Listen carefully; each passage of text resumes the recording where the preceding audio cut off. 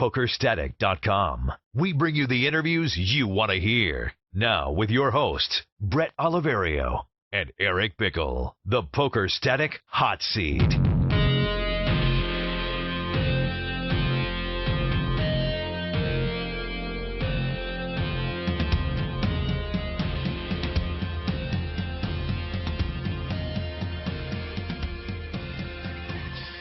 What's up? Welcome to a brand new edition of the Poker Static Hot Seat. Bret Oliverio, Eric Bickel, and joining us tonight, live from, I believe, Rome, is Brian Hastings.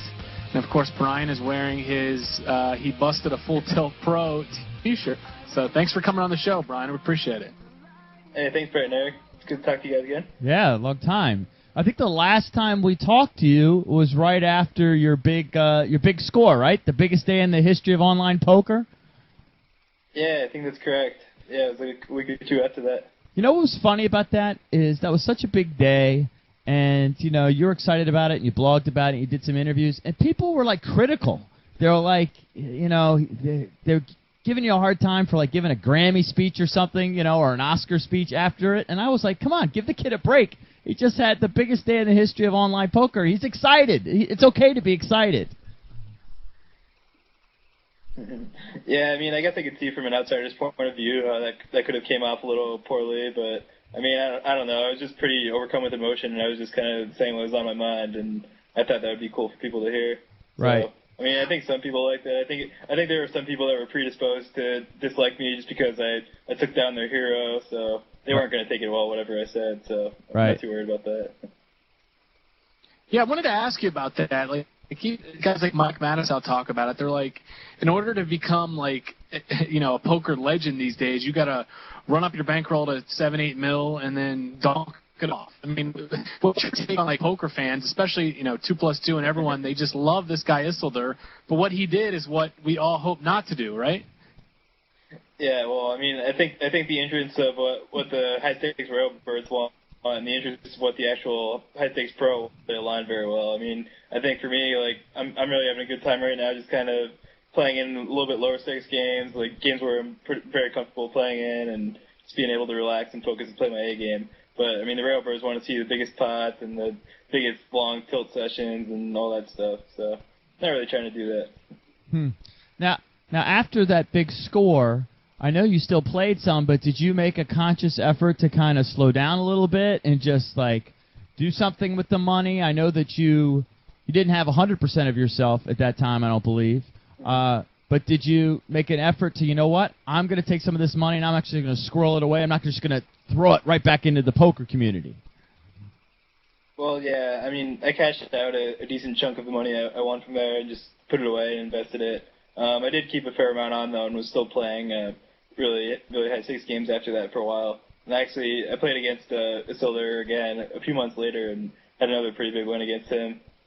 Since then, I'd say the last half of 2010, and I wasn't playing quite as high, 7 triple draw games when they came out on full tilt. But I had a little bit of a bad run, and then since then I've just been kind of taking it a little bit easier.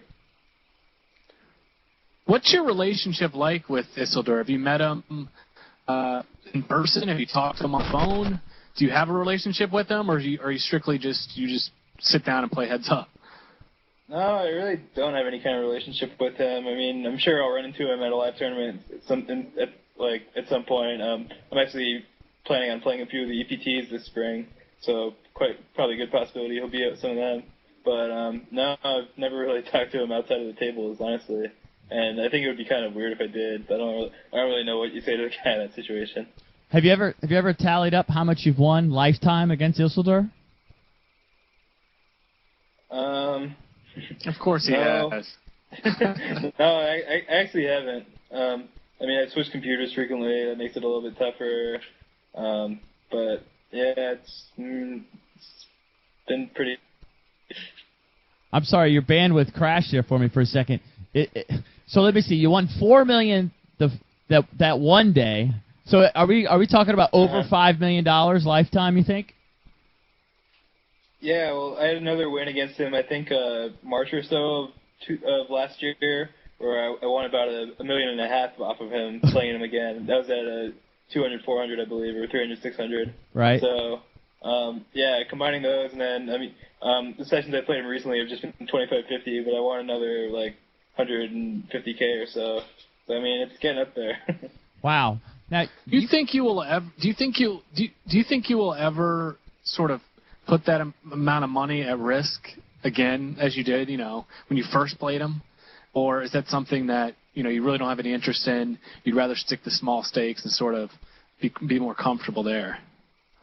I think it depends on what the games are like at the highest stakes. I mean, I don't really have too much interest in going at playing at stakes where I can have $5 million swings and playing against the likes of Phil Ivey.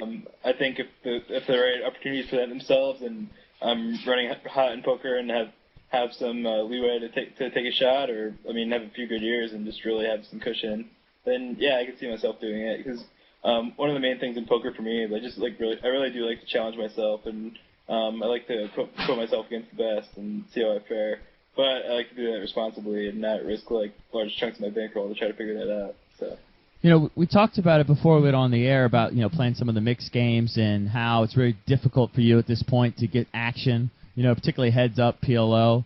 But, you mentioned the 25-50 game you were playing Nisselder recently, and you made a decent chunk. Those games run still routinely, right? We have always heard that people that kill the 25-50 games can, you can make seven figures playing 25-50 if you grind it. Is that not an attractive option? Because I see all these guys trying to make the switch over to the mixed games, and some of them, even like our buddy Phil, are just losing millions as they're learning the games. It seems so silly.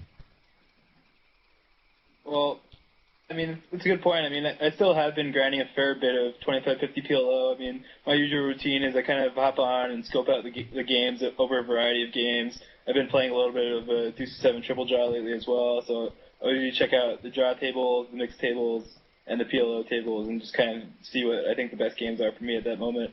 But these 250, 500 mixed games I've been playing too. I think it's definitely possible to make seven figures in a year playing those, and they've been running like daily. Like I'm able to 2, 3, or 4 table them pretty much at will whenever I want to. So it's pretty nice to be able to do that, and I feel really comfortable in these games now too. Mm.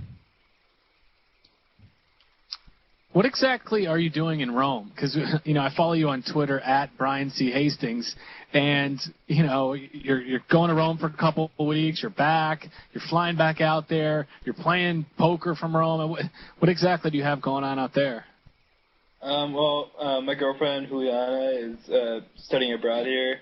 She's in the Cornell architecture program and doing the spring semester. I just finished up my school in December, and I had kind of a bunch of freedom and no real commitments in the States, so I figured, hey, why not come out to Rome for a good chunk of the semester? And it's a really cool place to be, and I think it'll be awesome in a few years to look back and be like, hey, I lived in Rome for a few months. How cool is that? Right.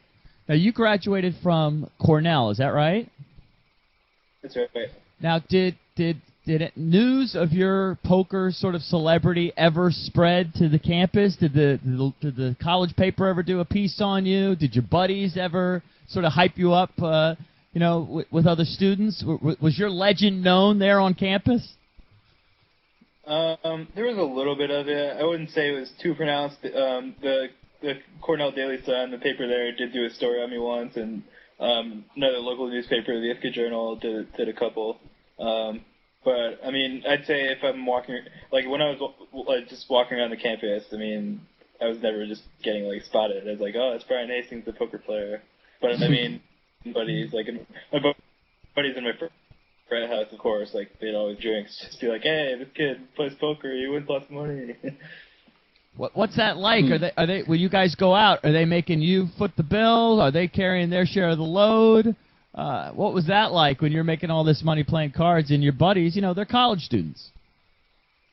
I'd say more often than not, I would try to get more than my fair share. I wouldn't just let everybody free ride, but I'd buy several rounds, or I don't know. I just kind of do more than my part. Just kind of. I don't know, what I think a good friend would do, I guess, in that situation. How did you and your girl meet? It's actually a great story. we had a charity date auction in my fraternity house in November of 2009, and so there were like 5 girls listed up there, and I just decided like, hey, I haven't gone on a date in a little while. Why not go to this and bid? So then bid on the no one girl. video. Actually, when I was looking before the date auction, there was a list of the 5 names, and I did a little bit of Facebooking just to kind of see if I could get any info. And then I searched for my girlfriend's name, Juliana Valle Velez, and it came up this girl that I couldn't really see much for her, but she was like decked out in New York Yankees gear, and I'm a big Yankee fan, so I'm like, all right, this will be sweet. So then I get to the date auction, have a few drinks, and then I bid on her, and then I go to talk to her, and then one of the first things they say is, so, big Yankee fan, huh? And she's like, what? What are you talking about? And then it hit me, it wasn't the same girl. Oh. But anyway, spun it into a dinner date, and then things evened out a bit from there, and actually turned out we had quite a bit in common, and we're still together almost a year after we started dating. So. Wow, that is a great story. Congratulations. So you recently graduated? Was that an engineering degree? And if it was, or if it wasn't, what do you plan to do with that degree? It was an economics degree, but I transferred out of it after my freshman year just because I kind of realized that engineering is a pretty full-time thing, and it wasn't really going to be possible to do poker in that. And I was still in my heart set on playing a bunch of poker. So transferred in economics, which I'm actually very interested in. And I mean, I think that is a degree that I could definitely see myself using, because I mean, I'm not totally sure if I want to play poker for like my entire career. Like, I could see myself doing like starting a business, or just trying to get some kind of. I mean, I don't know if I could really see myself right now like trying to get something like entry level job, but it could happen. I don't know. Depends how my interest in poker goes, I guess. But I think starting a business would be really cool, and I think it's like one of my goals is to do that at some point. Is it one of those deals where your parents, I'm sorry, Bret, is it one of those deals where your parents put pressure on you now that you've graduated, or they know that you've got this successful venture here on the side with poker, and they're letting you take your time? I mean, I think they've come to accept. I mean, when I was first playing poker, like in high school, they weren't too crazy about it then, but I mean, they've seen that I've had like sustained success, and it's been pretty consistent. Like, I've never had a losing year, and I mean, I don't talk about the day-to-day too much, but I mean, they can see that my skills are producing wins. So yeah, they're pretty comfortable with it now, and I'm not sure if it's what they expected me to do when I was growing up, but they're happy with me.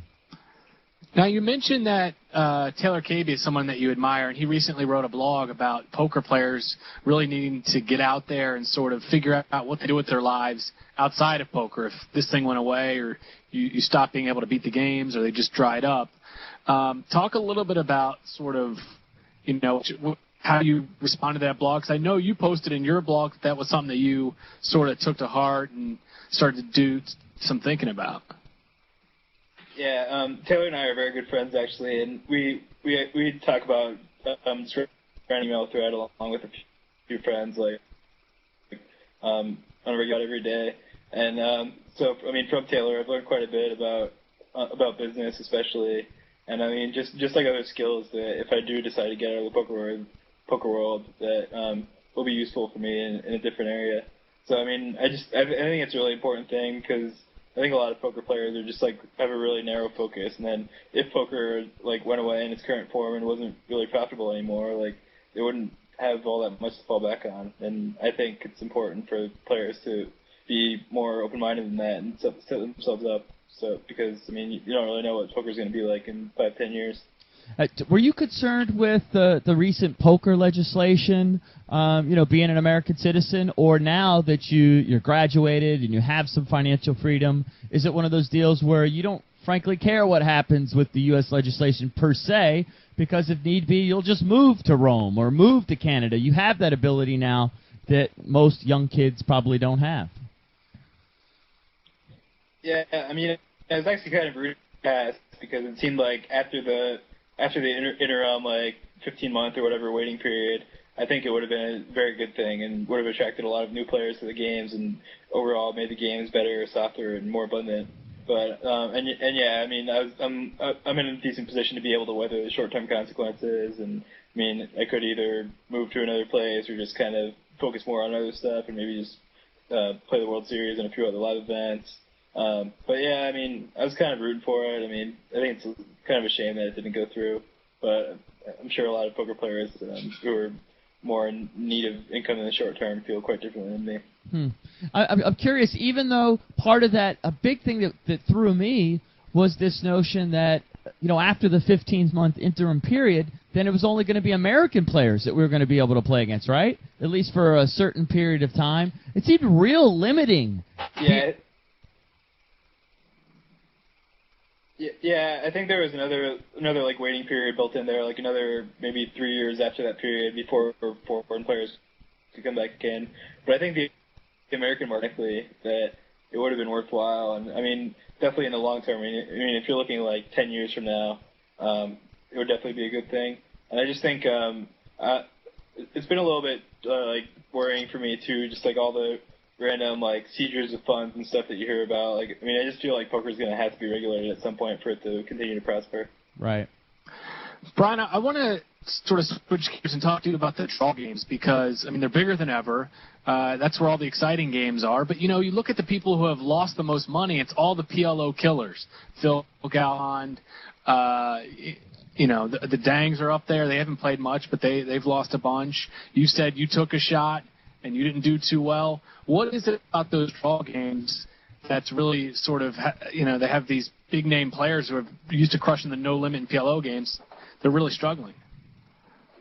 Well, I think one thing you have to consider is that there's a lot of variance in those draw games, and I mean, I think even the size of swings that you've seen these guys have are just like really standard swing for these games. Like, I mean, you have a guy that would like Phil or the Dangs are down, but I mean, like a 600K downswing there is just 200 big bets. I mean, it's still like, or wait, is it 200 or 20? Yeah, 200, I believe.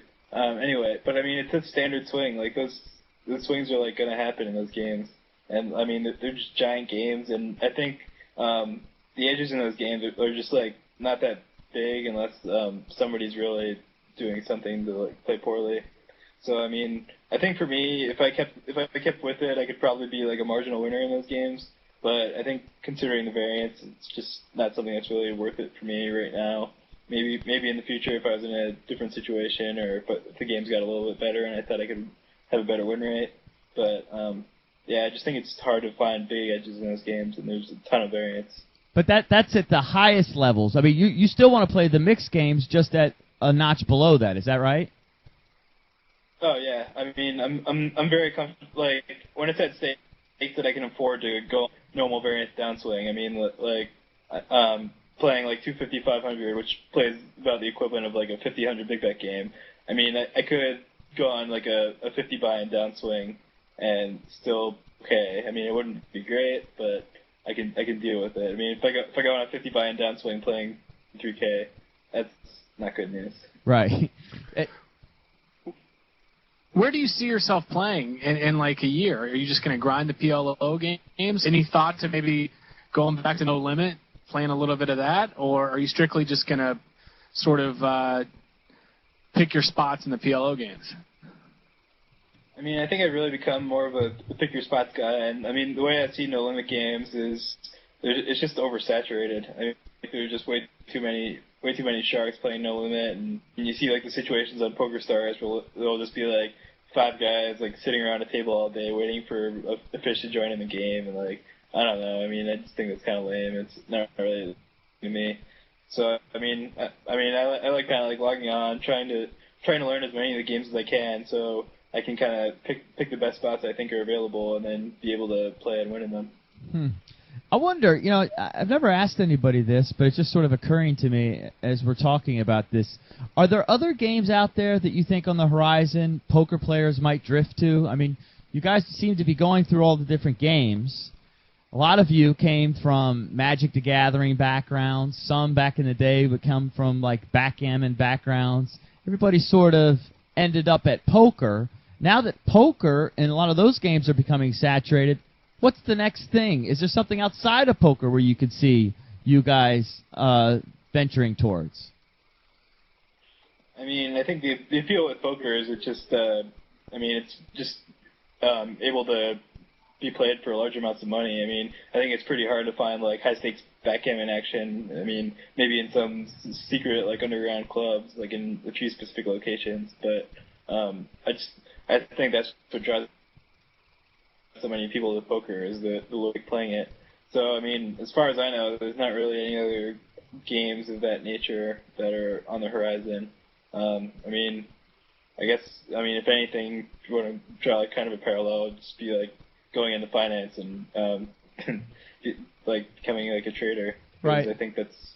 If you're looking at a game that has financial rewards, I mean, it's probably the closest parallel I can find. Well, what about like sports game? A lot of people seem to be making that transition. There are a lot of poker players, for example. We've even interviewed quite a few of them. Horolibus. Who's the other guy, Bret, that we interviewed, that are big into betting NBA games and breaking that down and statistical models and analysis and doing that and betting heavy in that world.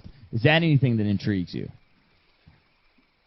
Yeah, that does intrigue me. I mean, I've done like a little bit with it. Certainly not as much as guys like Horolibus have done. I mean, he's very good at what he does. Yeah, it's definitely something that interests me. I've been a big sports fan since I was young. Now that being said, you're playing this game against the Vegas odds makers, and I mean, it's a lot harder to find good spots to put your money in, I guess. Now it's doable. I mean, some of these guys that are really good can do it, but I mean, I'd say like if you look at the number of people who can make a living playing poker versus sports betting, it's far higher playing poker. Now, speaking of sort of making big bets, you see Tom Dwan going over to Macau and winning and losing millions. Any desire to go over there and sort of take on some of those the Chinese guys that are not as good at the games, and they're playing for stakes that you're used to playing. Yeah, I mean, that is pretty intriguing. Those games are pretty darn big. I mean, if I was going to play in those, I'd certainly have to piece myself out a bit. But one thing, I mean, I'm not sure if just me or like another American coming over there has a great shot of getting into those games in the first place. Seems like Tom and Phil Ivey, because of their popularity, were kind of able to get in there where others weren't really able to. So, I mean, if I had the opportunity to play, I'd consider it. I'm just not confident in my ability to actually get in the games. What about the Durr Challenge? Durr recently, been playing Jungle Man, and Jungle Man seems to have the better of him pretty consistently in this. Have you followed that at all? Do you have an opinion on it? Is it something that you would consider doing at some point? Maybe your own challenge? What are your thoughts on that? Yeah, I followed it some. I mean, I think Jungle definitely has the edge in that match just because at least until recently, he was very focused on heads up no limit. I mean, he just really made that his specialty. I mean, when you have a guy who's super talented and who's specializing in a game like that, it's going to be really hard for a guy like Tom who's playing all kinds of games all over the place and not really just putting in the same level of focus to his heads up no limit game. It's going to be hard for Tom to compete with a guy like Daniel Cates. I would consider taking the Durr Challenge at some point. I mean, it seems like he's pretty backed up. I mean, he still hasn't finished either of the ones that are currently in progress, and I don't think he's taking any more people right now. But I mean, yeah, in the future, I could see myself possibly doing it. I want to ask you about two of your friends, Brian Townsend and Cole South. I mean, obviously two talented poker players, but guys that are, at least from what we have heard, are sort of struggling as far as the results go. Is that what do you consider that a function of? Are they just not playing enough, or are they running bad, or has the game maybe, I don't want to say passed them by because they're too good, I think, for that to happen, but what do you sort of attribute their downswings to? I mean, I think a lot of it's just variance, and I think sometimes when you're in a downswing and you're in a rut, it kind of lessens one's desire to play. I think that's kind of happened with Brian to a point. I mean, he hasn't been playing quite as much. I mean, with Cole, I know he had that really big downswing early last year, and I mean, since then he's still been playing a fair bit, and I mean, when I see him on the tables playing like these 250, 500 games or 25, 50 PLO, he always seems to be doing pretty well. I'm not really sure exactly what his results have been like lately. I mean, I think the bottom line is they're two very talented poker players, and I mean, when their head's in it, they're some of the best, and they're always going to be winners. Now, those guys both recently left Card Runners. As far as I know, you're still with them, and I know that Taylor's a good buddy of yours. You know, as you mentioned, is that something that you've ever thought of? That, you know, just being with Card Runners and still producing videos and things of that nature is just too much time and effort for what you're getting out of it? No, I mean, I'm very, very close with Taylor and Andrew Wiggins as well.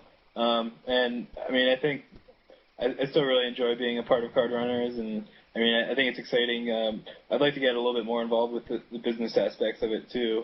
Hopefully, I was even thinking of spending a little bit of time in Chicago at some point to just kind of go in the office and kind of see what the day-to-day operations are like. But I mean, as of now, for my part, it's not really that much work. I mean, I'm just kind of putting video out every month or two, and it's not a huge task itself, and I really do like just helping other players learn. It has been at my own expense from time to time, but I mean, I think it's information that's bound to get out there anyway, and it makes me feel good when I just like see comments on the video, like people telling me how much my video helped them, and just being all, like thankful for helping to teach them. So I like that. Do you still feel like you're learning, you know, just as much now as you were 5 years ago, or is your learning curve really slowed down quite a bit? I mean, I think I was learning more then, just because I was playing quite a bit more. I mean, I've been playing a decent amount lately, but I mean, then I was pretty consistently putting in like 5 or 6 hours a day, like 7 days a week, sometimes even more. And then, and also, I mean, just the fact that I was kind of learning from scratch. So, I mean, there's just a lot more to learn. Now I'm like kind of at a point where there's not too much more to learn. There definitely are still things to learn, especially when I'm playing a 10-game mix.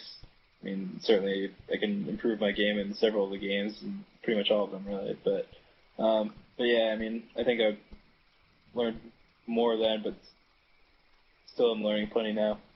You know, I was wondering how you learned. When we interviewed Phil just recently, Galfond, you know, he said that he doesn't do the traditional thing of looking through all the hand histories and breaking down all the equities and things of that nature, but he does think about situations and I guess hands too, to the point where he can't even sleep. It just consumes him. How do you learn? Do you learn that way, where you just sort of you have these things sort of swirling around in your brain all day, or do you set aside specific study time and you're breaking down equities and things like that? I mean, I think I learn a bit differently than that. I think while I'm playing, like, especially with mixed games, like, very often I'll only play like 1 or 2 tables, so which I think allows me to focus and like really put a lot of thought in every decision I'm making. And I think when I play like that, I learn a lot just by like the process of playing. I mean, also I do go back and into Hold Manager and Poker Tracker Stud and review a bunch of my big hands sometimes, and then just kind of look at spots and think about how I could have played them, and then and like run equities and put in ranges and all that stuff.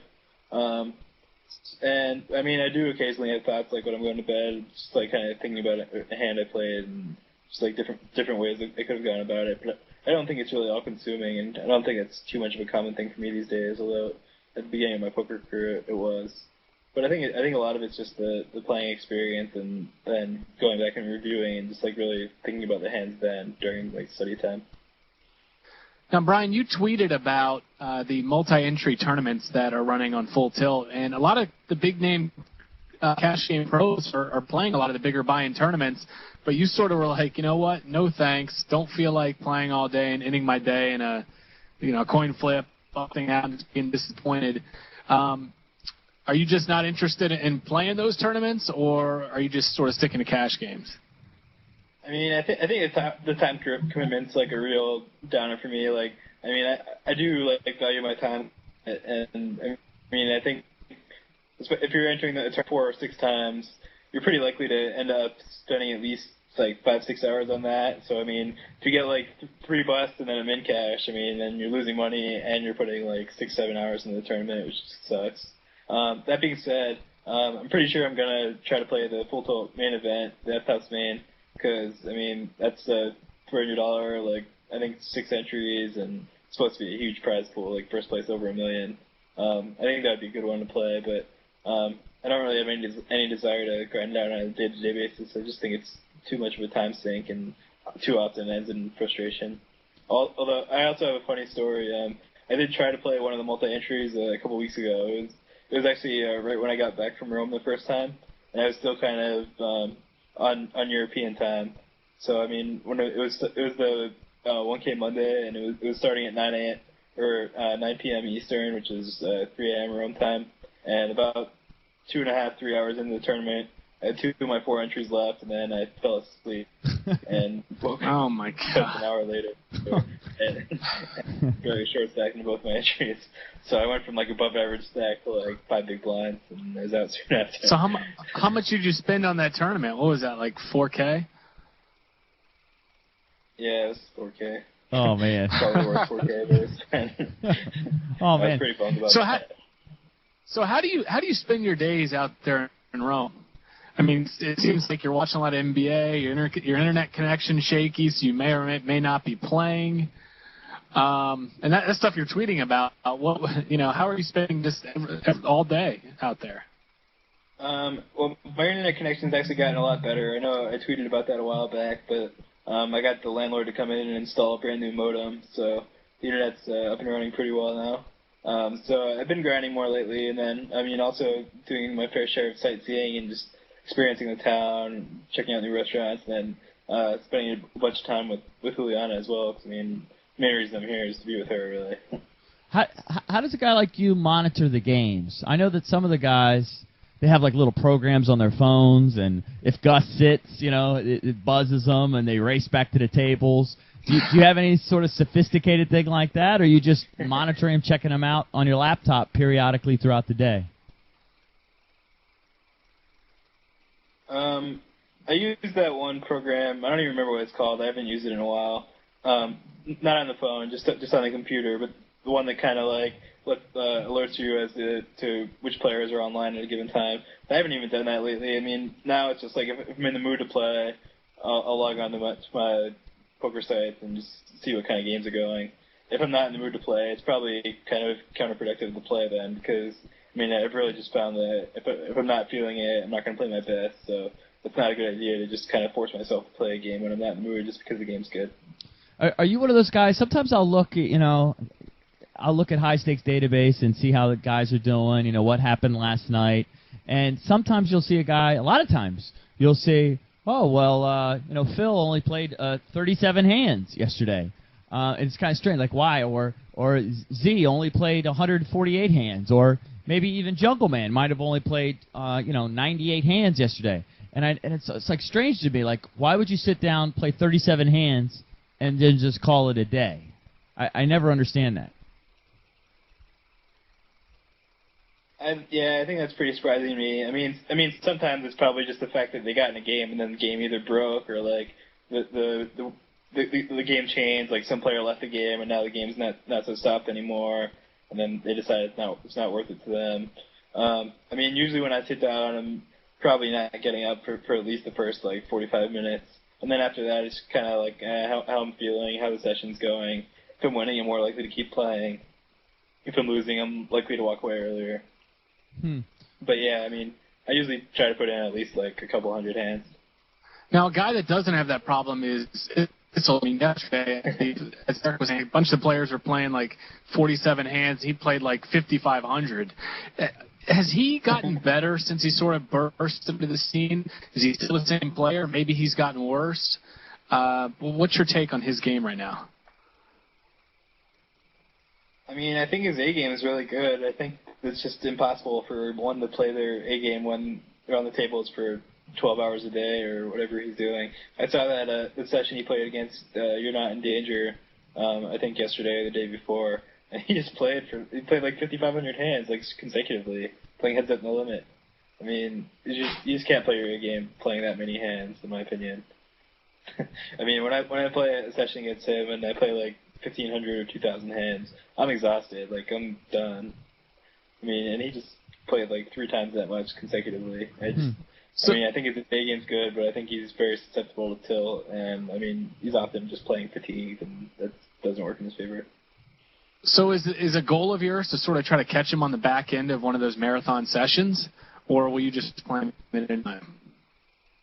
I mean, I don't really try to sneak anything like that. I mean, if I see him on the tables, I'll play with him. I mean, like would my win rate probably be higher if I caught him on the back end? Yeah, but I mean, I don't think it's really necessary to like take advantage of the guy like that. I mean, I'm confident in a game against him and at any time, and I'm willing to play him at any time, really.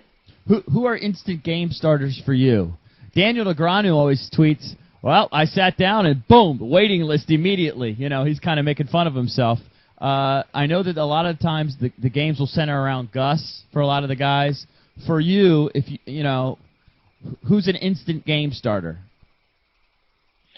I don't know. There haven't been too many lately, honestly. I mean, when Isildur's around, I mean, we can always get a heads-up game going, which is nice.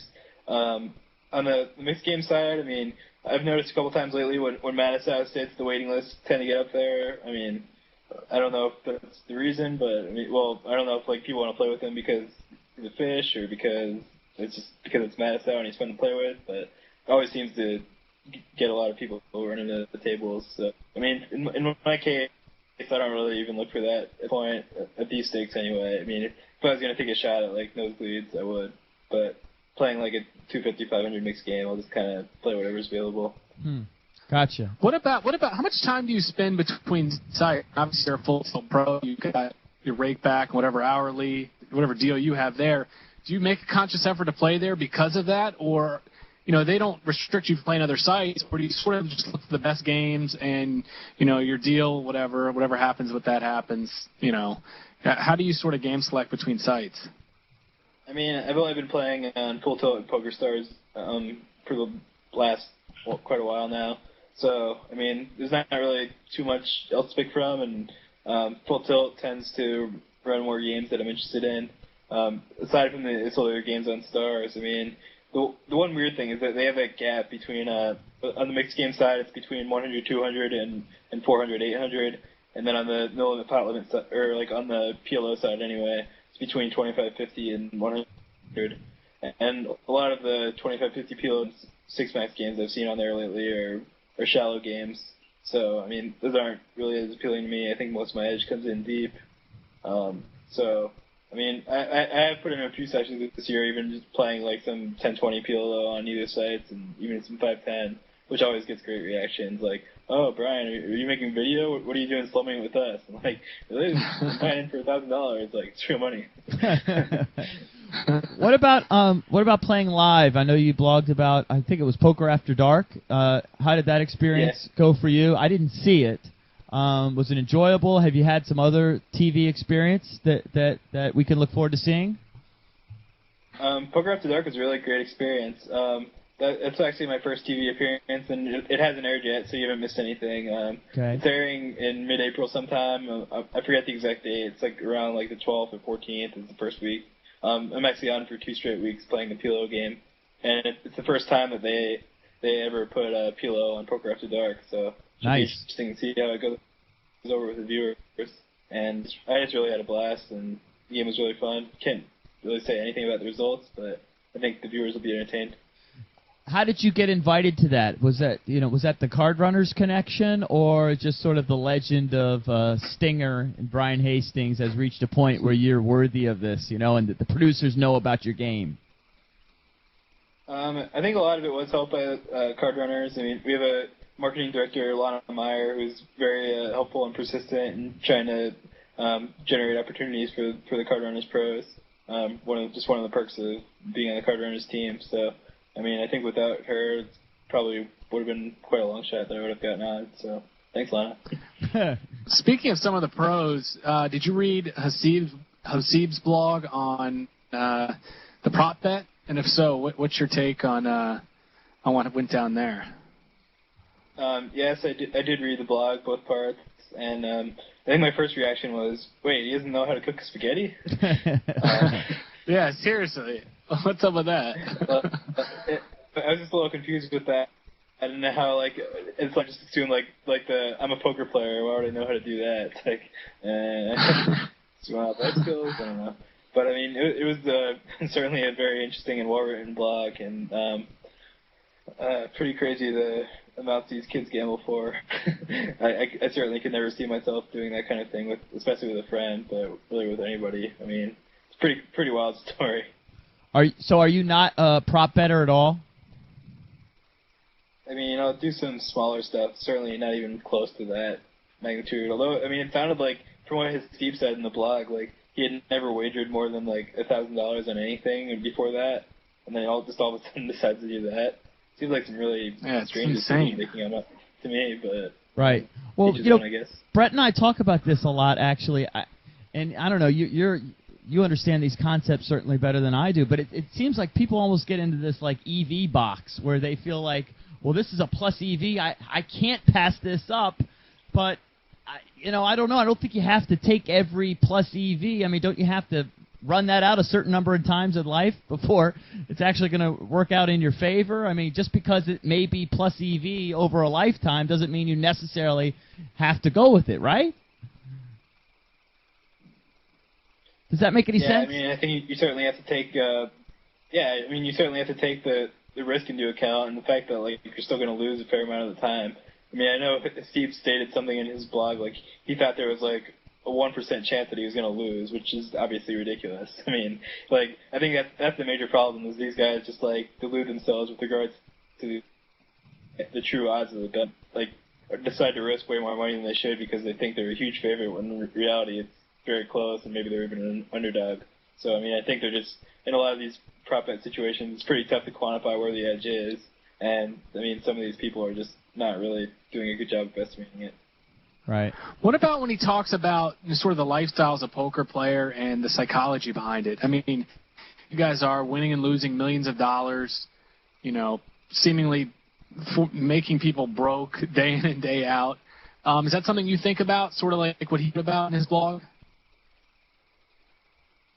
I mean, I think I don't really, because I mean, I've always been big on balance in my life, and I think that's the kind of thing you'd think about more when poker is the one thing that you're completely focused on.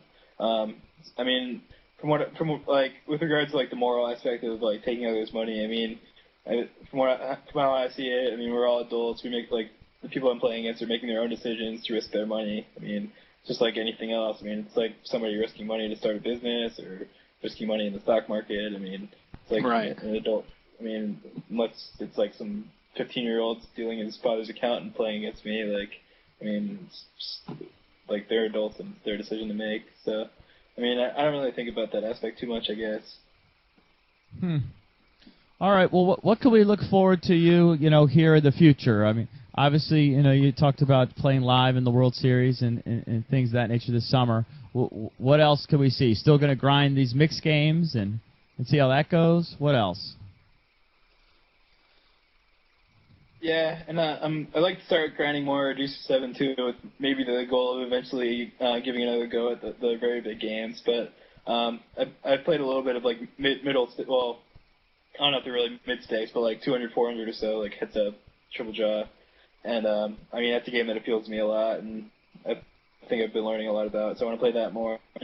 Also, while I'm out here, I want to get out and play some EPTs and WPTs. I know there's one in Copenhagen coming up at the end of this month, and I think that there are a couple of WPTs, I believe, in Venice and Bratislava, and a few other EPTs like this spring that I might play. So I think all in all, I'm going to shoot for playing like 3 or 4 of those or so. And yeah, then the World Series.